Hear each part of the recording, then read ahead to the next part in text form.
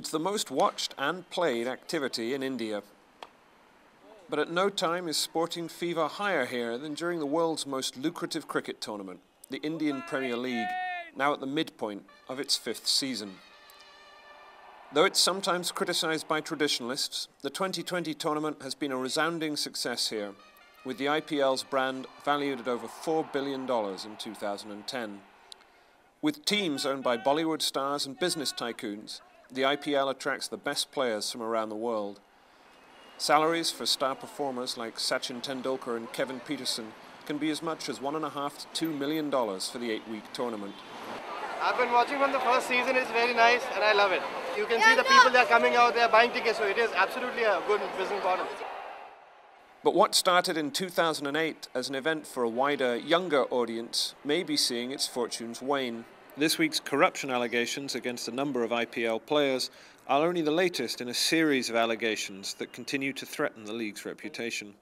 Critics worry about saturation television coverage, and viewer ratings for the first half of the tournament have dwindled by nearly 28% compared to the tournament's launch 5 years ago, while leading big-ticket sponsors, like the DLF Group, are considering pulling their advertising. Analysts who have studied the business model of the IPL blame this declining popularity on structural inefficiencies in the way the league is run. There are, in my analysis, as of today, there are there's one team that breaks even, and there are 2 teams that actually make a cash profit, and the rest of them lose money. And this is despite a lot of the inefficiencies in the way they're run.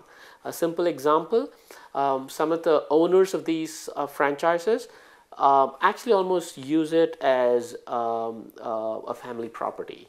I think it's time that people realize that this can actually be a profitable and a very large business. Let's start thinking of it that way and then start applying processes that profitable businesses should apply. But on the streets, the IPL is far from dead. For most fans, like those streaming into Mumbai's cricket stadium behind me, this is a tournament that will be watched enthusiastically until the final later on in May. These are enthusiasts for whom there really is no such thing as too much cricket. And it's because of them that it's a little too early to count the IPL out just yet.